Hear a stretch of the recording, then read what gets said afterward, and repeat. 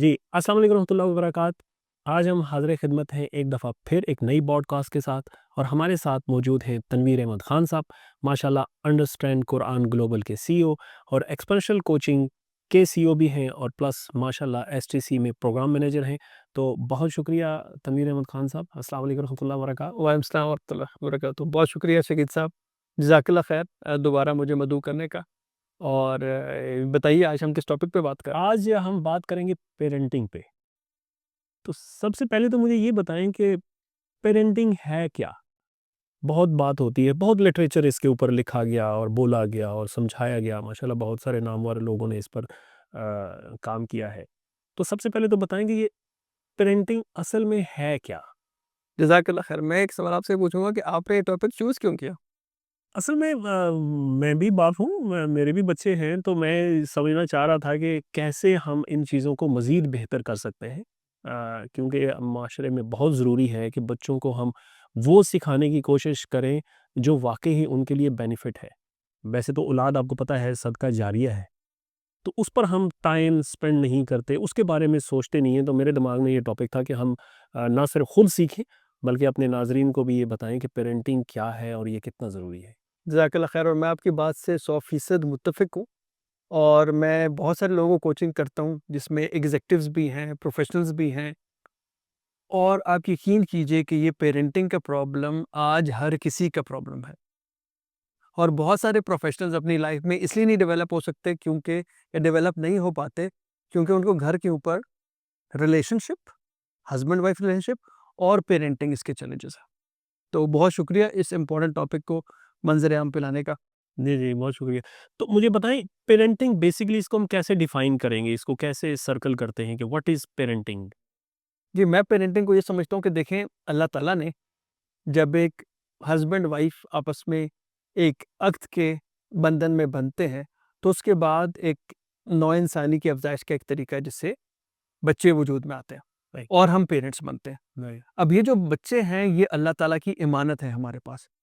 और बहुत ज़रूरी है कि हम इस चीज़ को सीखें कि इस इमानत जो कि अल्लाह ताला ने हमें दी, उसको बेहतर तरीके से टेक केयर कैसे किया जाए।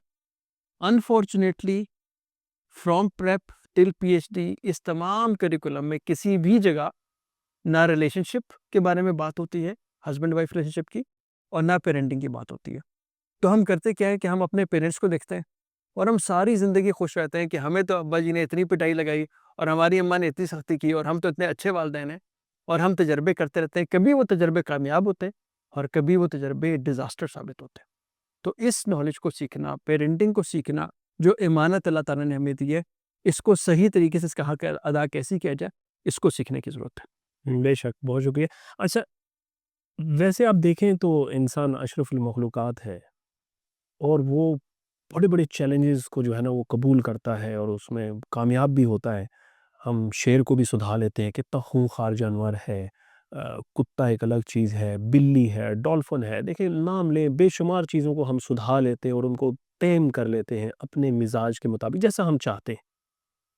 क्या बच्चों की तरबियत करना भी बहुत मुश्किल काम है? मेरा ख़्याल है एक शेर को सुधारने से ज़्यादा मुश्किल काम है एक अशरफुल मखलूक़ात की तरबियत करना। और उसमें हमें ना एक बात ज़रूरी समझनी चाहिए कि हम भी अशरफुल मखलूक़ात हैं और जिसको भी हम परवरिश कर रहे हैं, वो भी अशरफुल मखलूक़ात है। असल में हम शेर को सुधारने में और बिल्ली को सुधारने में और बाकी चीज़ों को सिखाने में ये भूल जाते हैं कि जिसको हम सिखाने जा रहे हैं, उसमें अल्लाह ताला ने हर तरह का पोटेंशियल पहले से रखा हुआ है और हम सारी ज़िंदगी उनको सीधा करने में लगे होते हैं। तो इस चीज़ को समझने की ज़रूरत है कि हम एक जो बच्चा है, वो एक बीज की मानत है जिसमें ह्यूज पोटेंशियल है। हमने उस पोटेंशियल को नर्चर करना है और अगर हम उसको नर्चर करने में कामयाब हो जाए, तो बच्चा खुद ही कामयाब हो जाएगा। सही।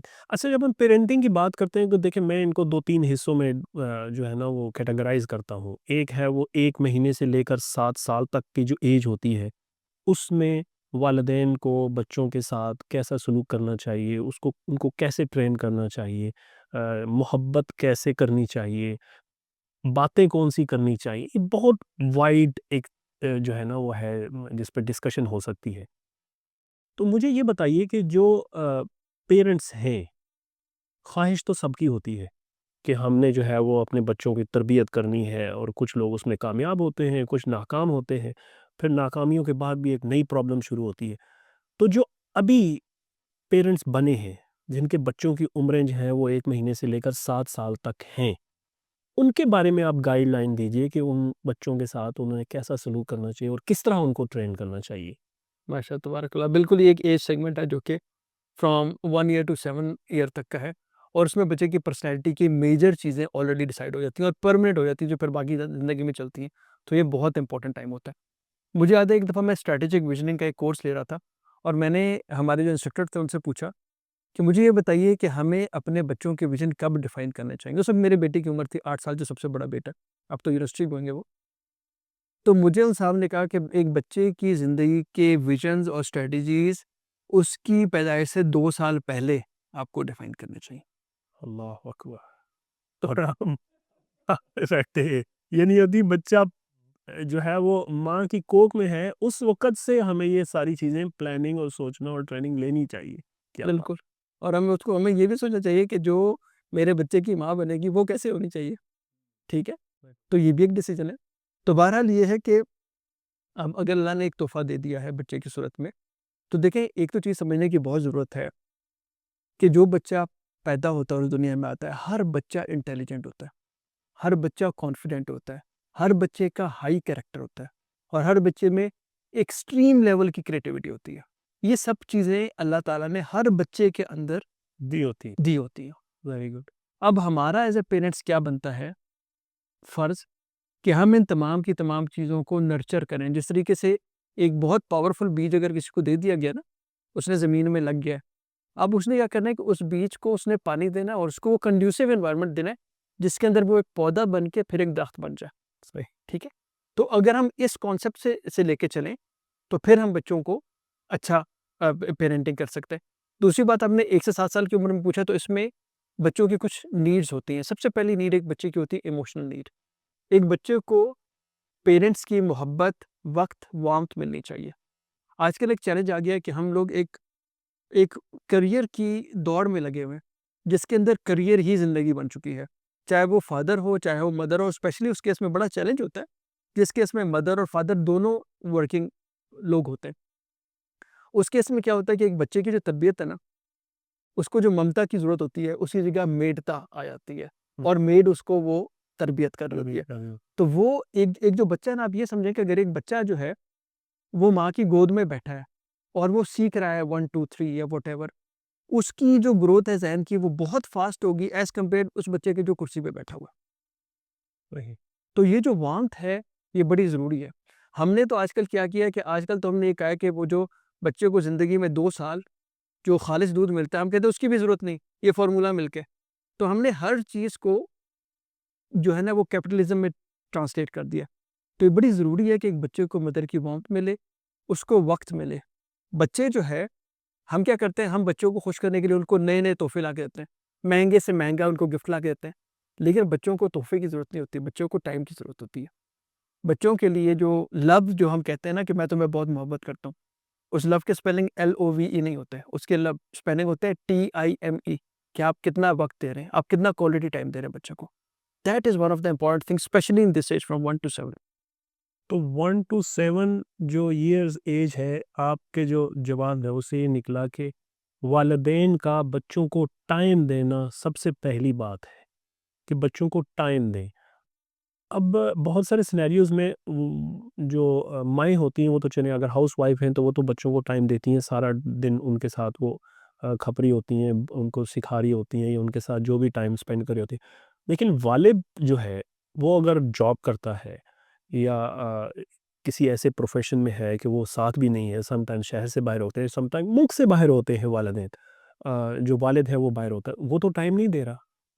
ऐसे सिनेरियो में अगर वालिद टाइम नहीं दे रहा, और हम अक्सर वाक़यात भी आपको पता है कि हमारे माशरे में हैं कि कभी यूट्यूब पे कभी टीवी पे आता है कि वालिद जो है वो 20 साल उसने बाहर गुज़ारे और जब वो वापस आए तो बच्चों ने पहचानने से इनकार कर दिया और जनाब उनके बहुत मसाइल जो है वो शुरू हो जाते हैं।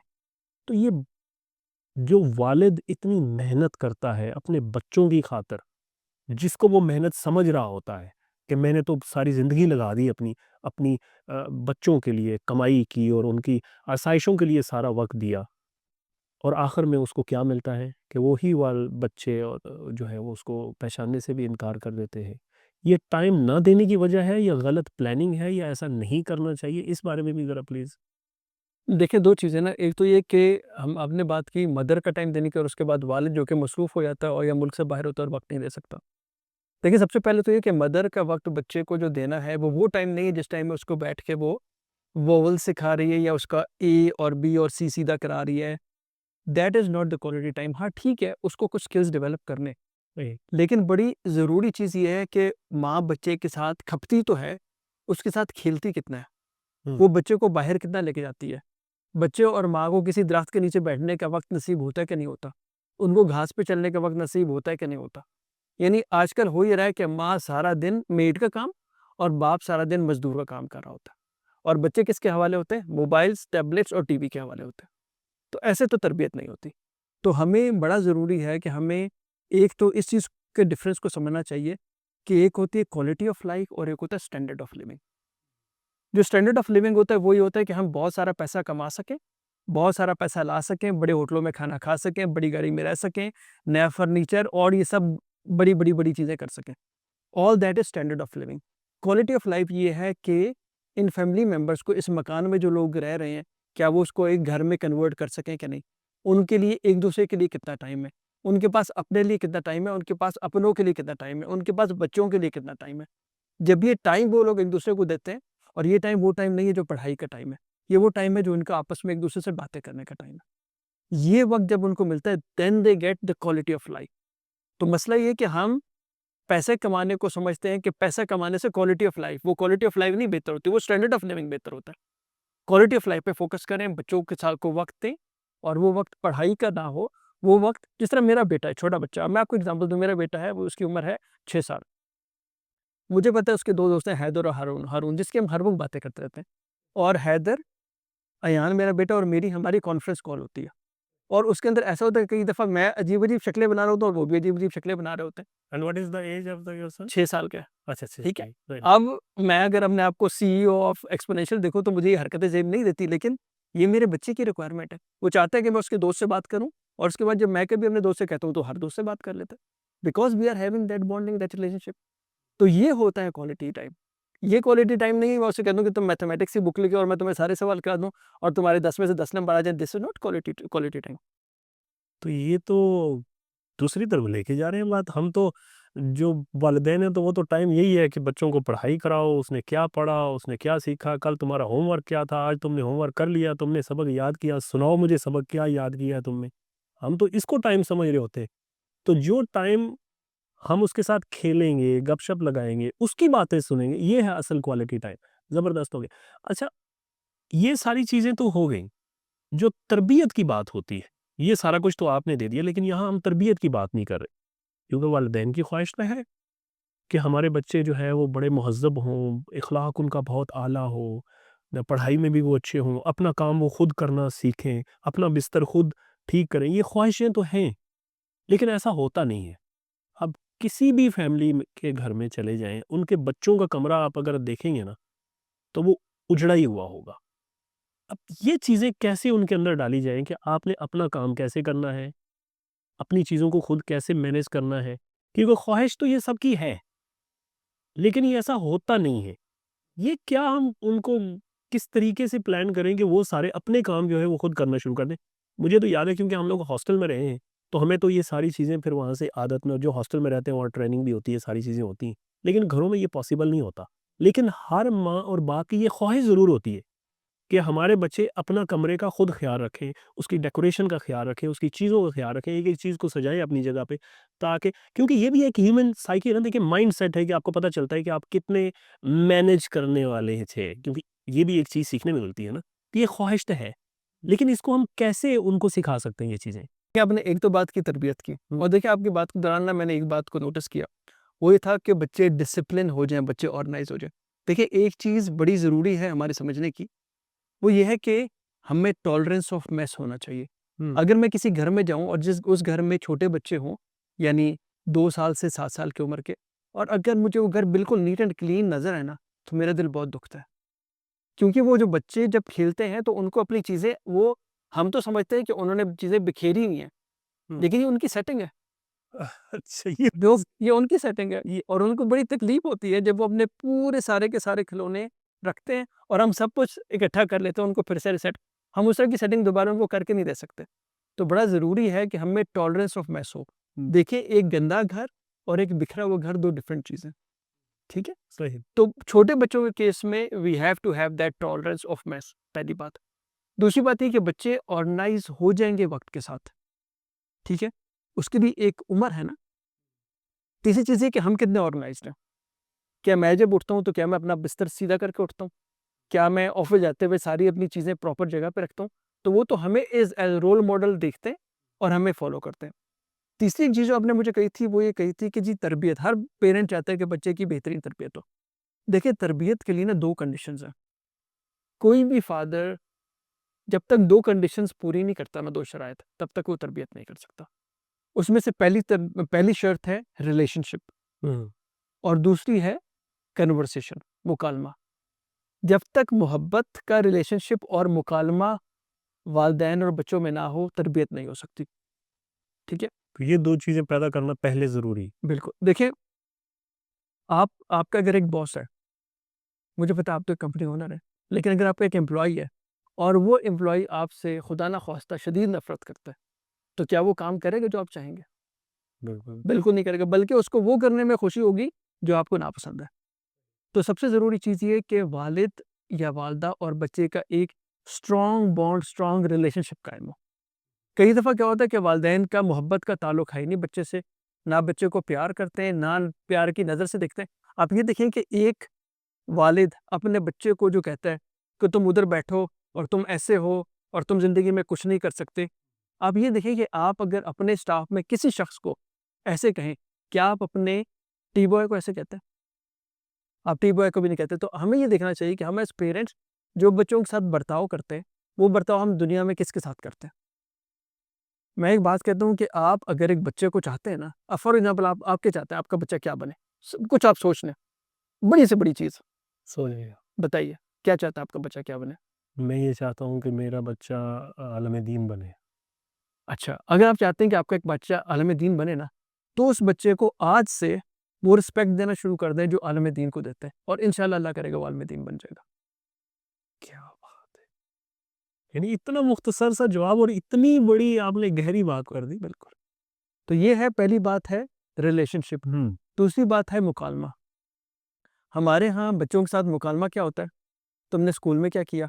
मैथमेटिक्स का क्या बना? रिज़ल्ट कैसा आया? तुमने इतने नंबर लेके आने। हमारी सारी की सारी कन्वर्सेशन सिर्फ़ और सिर्फ़ नंबर, नंबरों के बाद अच्छे स्कूल में, अच्छी यूनिवर्सिटी में, अच्छी जॉब और अच्छे पैसे। अच्छे पैसे कमा लो, तो बस ज़िंदगी बन गई। और जब हम ये मैसेज देते हैं बच्चों को, तो फिर बच्चों के दिल में दुनियावी चीज़ों की, मटीरियलिज़्म की मोहब्बत बनेगी ना। कन्वर्सेशन ये होती है कि आप बच्चे से हार्ट टू हार्ट बात करें। बच्चा अपना कोई भी प्रॉब्लम आके आपसे डिस्कस करे। बच्चा खुदा ना खास्ता चोरी भी कर ले और आके आपको बताए, तो वो आपको बताए और आप उसकी बात सुनें और आप उसको उसको काउंसल करें। आपकी बच्चे के साथ वो रिलेशनशिप होनी चाहिए कि बच्चा अपनी बड़ी से बड़ी प्रॉब्लम में और बड़ी से बड़ी खुशी में सबसे पहले आपके पास है। That is the relationship which you need to develop और I need to develop with my ज़बरदस्त। किड्स। अच्छा ये तो हो गई बात 7 साल तक की उम्र। 7 साल से लेकर टीनेजेस में जब बच्चे आते हैं, तो वहाँ एक बहुत बड़े डिफरेंट किस्म के इश्यूज़ क्रिएट होना शुरू होते हैं। जब बच्चे जो हैं वो थोड़ा-सा कॉन्फिडेंस गेन करते हैं, स्कूल्स में जाते हैं, दोस्तों से मिलते हैं, बाहर दोस्तियाँ कायम करते हैं, रिलेशंस बनते हैं।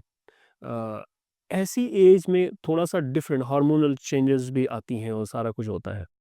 यहाँ कुछ डिफरेंट किस्म के मसाइल जो है ना वो पेरेंट्स के लिए आना शुरू होते हैं। अ, जो कि हम लोग ये समझते हैं कि शायद उनकी दोस्तियों की वजह से है या वो जिन लोगों से उठते बैठते हैं उनकी वजह से शायद बच्चे बिगड़ रहे हैं। ये अक्सर वालिदैन का प्रॉब्लम होता है। ये जो एज होती है, इस एज में बच्चों के साथ कैसे टैकल करना चाहिए? और अगर उनके अंदर कोई बुरी आदत डेवलप हो रही है, तो उसको कैसे आप जो है वो क्या मशवरा देते हैं पेरेंट्स को कि उनको क्या करना चाहिए? ठीक। अच्छा, एक जो चीज़ हमें समझनी चाहिए ना, वो ये कि जो बच्चा 1 साल का, 2 साल का था ना, अब वो बच्चा बड़ा हो रहा है।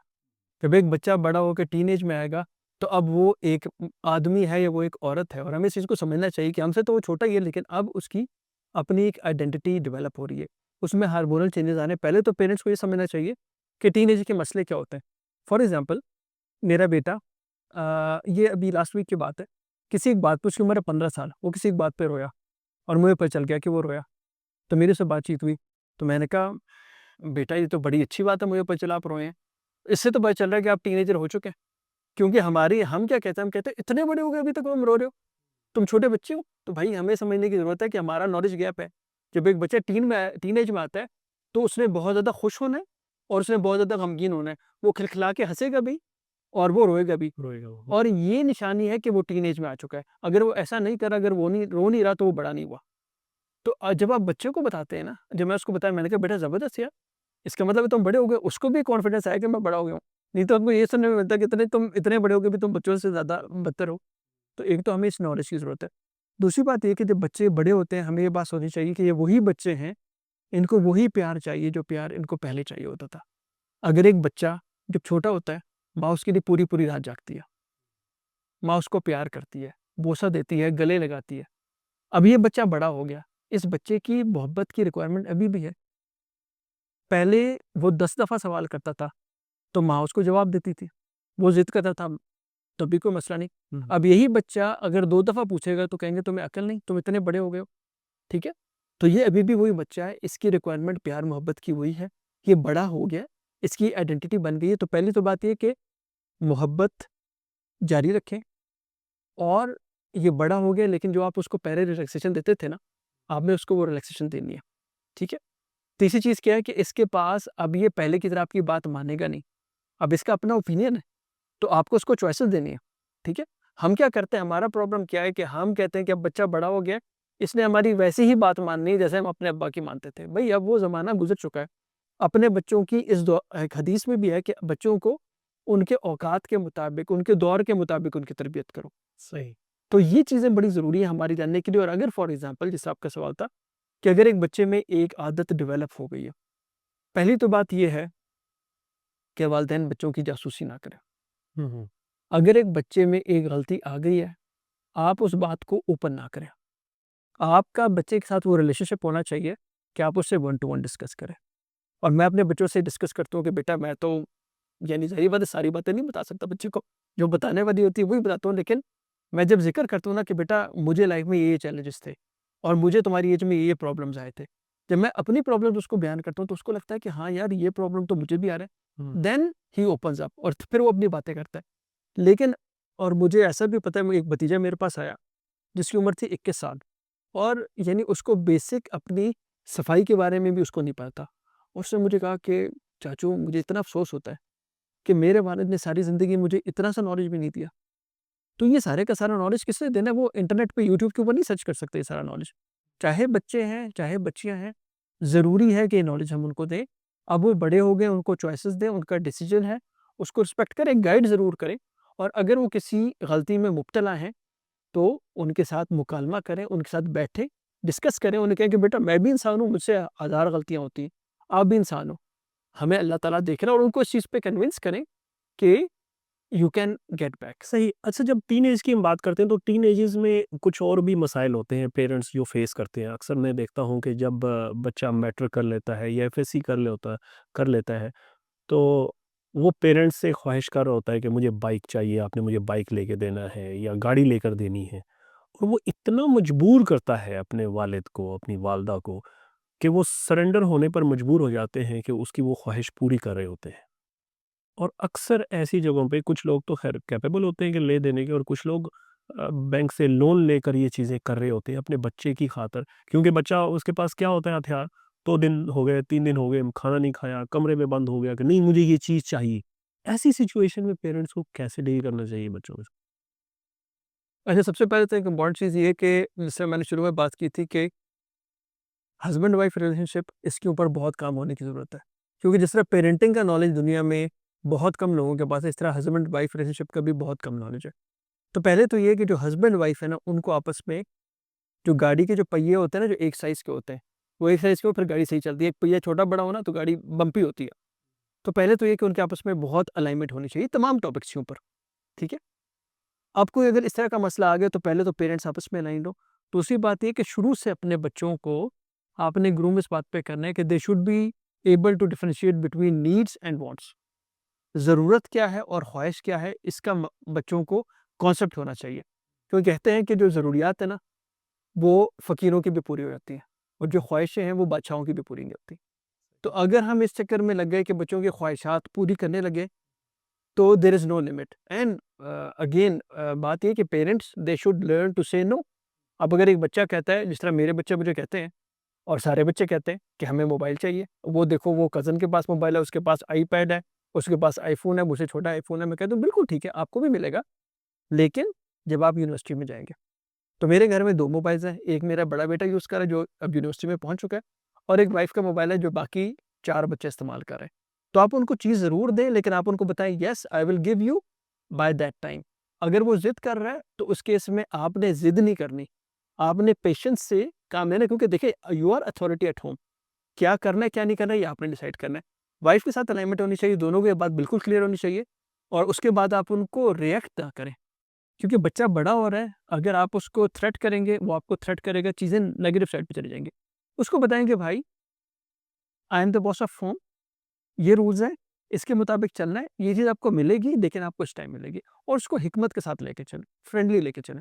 लेकिन क्राइटेरिया ये नहीं होना चाहिए, मैं वालिदैन को ये खुसूसी तौर पे कहूँगा, आपका क्राइटेरिया ये नहीं होना चाहिए कि बेटा हम लोग ये इसलिए नहीं ले सकते क्योंकि हमारे पास पैसे नहीं है। आप किसी भी पैसे को किसी चीज़ को लेने या ना लेने के लिए प्रिंसिपल ना बनाएँ। अगर एक चीज़, क्योंकि होता क्या है, हम कहते हैं जी हम ये चीज़ नहीं ले सकते क्योंकि हमारे पास पैसे नहीं है, और अब क्योंकि मेरे पास पैसे आ गए हैं, तो मैं ये चीज़ ले लूँगा। ऐसा नहीं होना चाहिए। जो चीज़ ज़रूरत है वो चीज़ ली जाए, और जो चीज़ ज़रूरत नहीं है कह दें बेटा ये हमारी ज़रूरत नहीं है, या आप उसको बता दें कि नहीं बेटा हम ये नहीं लेंगे। That's it. नो नीड आपको हर बात की जस्टिफिकेशन देने की भी ज़रूरत नहीं है। नहीं, ऐसे केसेस में जब ये क्योंकि अक्सर वालिदैन के साथ ये मामलात होते हैं, ऐसे केसेस में जब बेटा जो है वो प्रेशर डाल रहा होता है कि बाप के ऊपर कि मुझे ये चीज़ लेकर दें, और जब माँ देखती है कि 2 दिन से इसने खाना नहीं खाया, कमरे में बंद हो गया है, तो 2 दिन तो किसी तरीके से बर्दाश्त करते हैं, तीसरी दिन जो है वो माँ बेटे के साथ मिल जाती है, बेटा-माँ एक हो जाते हैं और बाप पर मिलकर प्रेशर डालना शुरू कर देते हैं कि नहीं ये ख्वाहिश पूरी की जाए। और उस ख्वाहिश की पादाश में फिर बाप भी मजबूर हो जाता है कि सब अगर मिल गए हैं तो मैं किसी ने चले वो बहाना मिल जाता है उसको कि चले हम करें। तो ऐसी सिचुएशन में नो करना और वालिद और वालिदा का अलाइन होना बहुत ज़रूरी है। और नो करना भी एक काम है। कुछ वालिदैन जो हैं वो नो नहीं करते अपने बच्चों को। हर चीज़ पे yes, yes, yes, yes, yes करके उसकी हर ख़्वाहिश पूरी कर रहे होते हैं। जब आपने उसकी हर ख़्वाहिश पूरी की 10 साल, 20 साल, तो अब 21वें साल में आप नो करेंगे तो रिएक्शन तो आएगा। देखिए, अगर आपको इस बात का पता नहीं कि एक चीज़ बच्चे के लिए ज़हर है हुँ। और वो बच्चा माँग रहा है, तो आपने उसको नहीं देनी। तो पहले तो ये कि वालिदैन दोनों इस बात को समझें कि ये चीज़ उसके लिए ठीक नहीं है। दूसरी बात ये कि अगर एक बच्चा प्रेशर डाल रहा है और अगर एक बच्चा खाना नहीं खा रहा, तो एक बंदे के खाना ना खाने की एक लिमिट होती है, ठीक है? उसके बाद उसको भूख लग जाएगी और कुछ ना कुछ वो खा लेगा, ठीक है? राइट। तो इस चीज़ के बारे में बहुत ज़्यादा परेशान ना हों।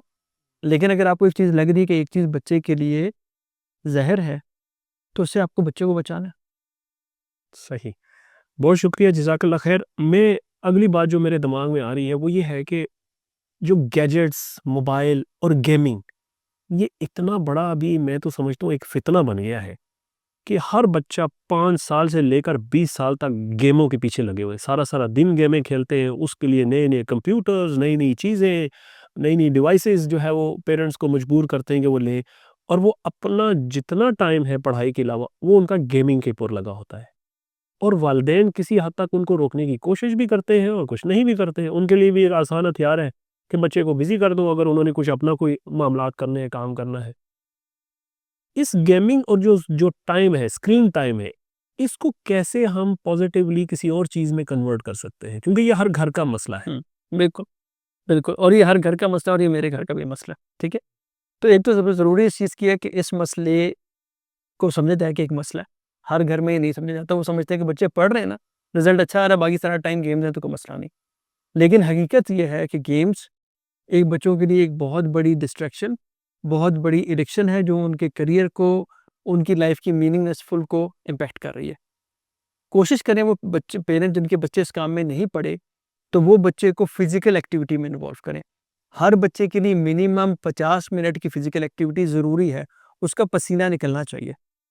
हम लोग तो घरों से निकलते थे और हमारे बच्चे घरों से सिर्फ तब निकलते हैं जब बाहर बेल बजती है, तो वो बाहर निकलते हैं और देख के वापस आ जाते हैं और वो भी एक-दूसरे को कहते हैं कि भई तुम जाके देख लो, खुद देखते नहीं हैं।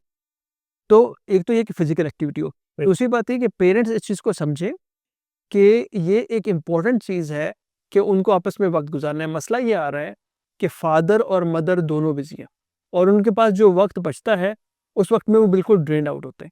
कुछ वक़्त निकालें जिसमें आप लोग बैठ के ज़िंदगी के मकसद के ऊपर बात करें। कोई ऐसा वक़्त निकालें जिसमें आप लोग दीन की बात करें। दीन की बात के अलावा आप बैठ के एक-दूसरे से गपशप करें, एक-दूसरे के दिन का पूछें, एक-दूसरे को कहानी सुनाएँ, एक-दूसरे से बातचीत करें। मसला ये है कि हम लोगों ने टाइम मैनेजमेंट की गलत डेफिनेशन ले ली है।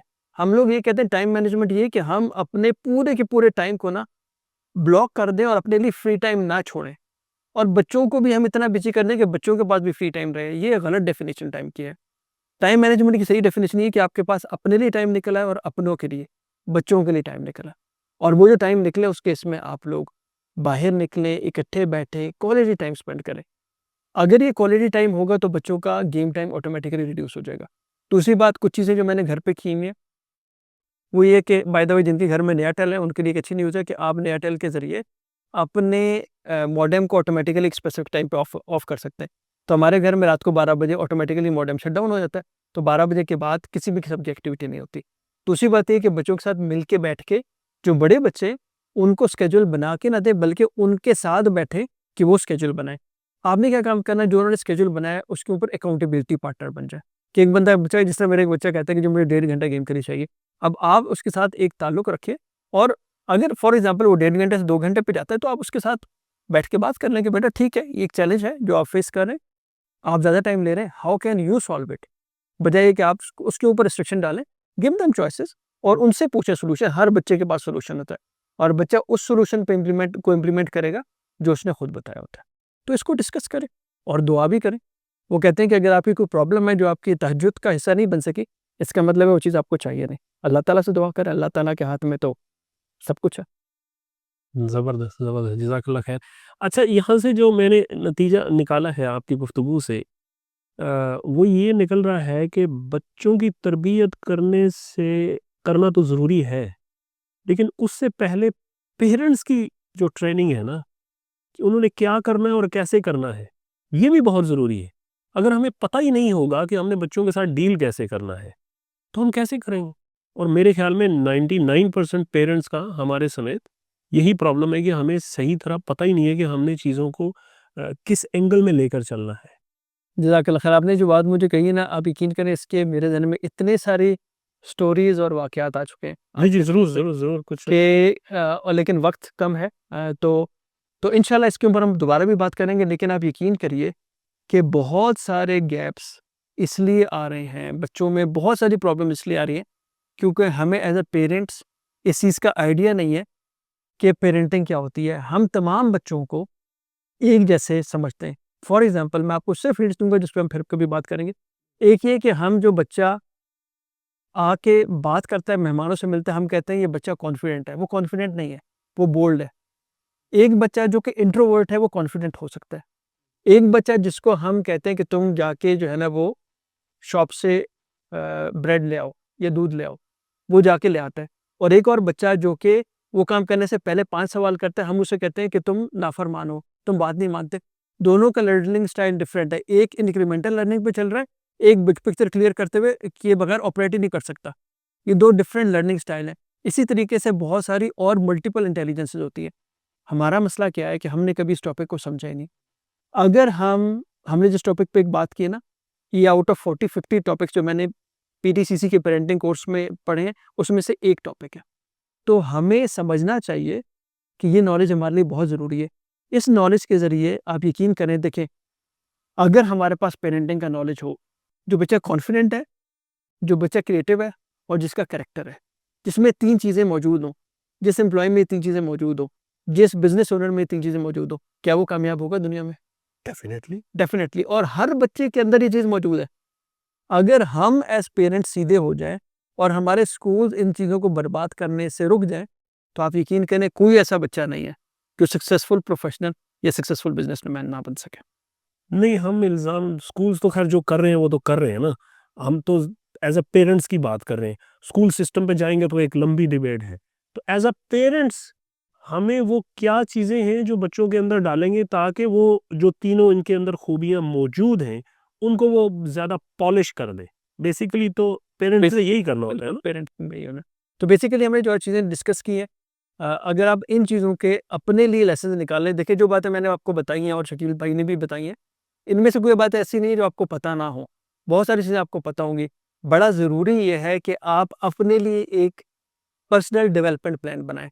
आप इन तमाम चीज़ों में से ये देखें कि आप कौन-सी एक चीज़ है जो आप आज से अपनी पेरेंटिंग के अंदर ऐड कर लें, तो आप एक बेहतर पेरेंट बन सकेंगे। अच्छा, कोई एक वाक़या बताएँ क्योंकि आपने बहुत सारे बच्चों की और पेरेंटिंग भी की है और वालिदैन से भी की है। कोई ऐसा वाक़या जो यूनिक हो जहाँ आपने बच्चे की तरबियत करते हुए आपको फ़ील हुआ और आपका पूरी डायमेंशंस ही जो है वो चेंज हो गई?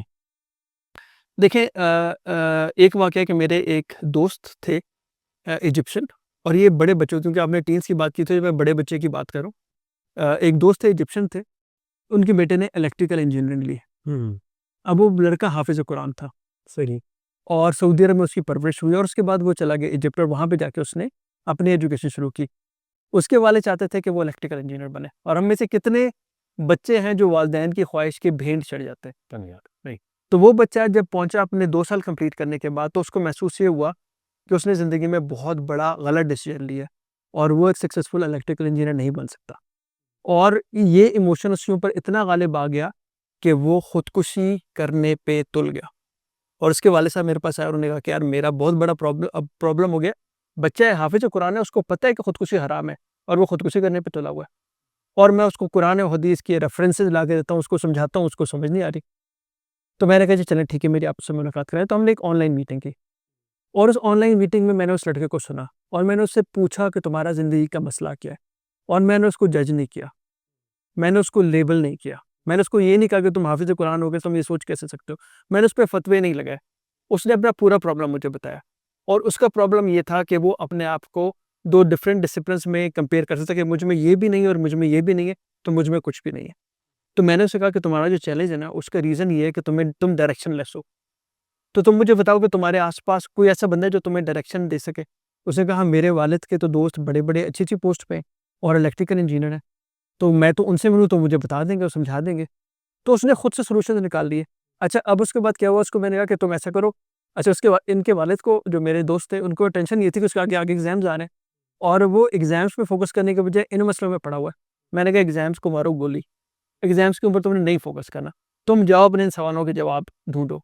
वो कहे अंकल मेरे एग्ज़ाम्स हैं। मैंने कहा नहीं, एग्ज़ाम्स नहीं है, तुम पहले इसके जवाब ढूँढ के लाओ।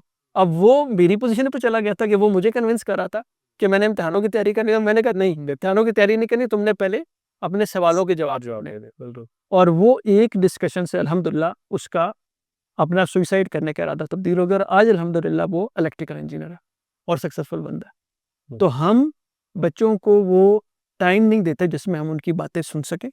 और बहुत सारे बच्चे, आपको पता है कई सारे बच्चे मेडिकल में एडमिशन ना होने पे सुसाइड कर लेते हैं। सही। तो ज़रूरत है पेरेंट्स को समझने की। कोई ऐसा वाक़या जिसमें आप बच्चों की तरबियत करते-करते आपने कहा कि नहीं, बच्चे की तरबियत की ज़रूरत नहीं है, यहाँ गड़बड़ कुछ और है और कहीं और है? बहुत सारे वाक़यात हैं, अच्छा।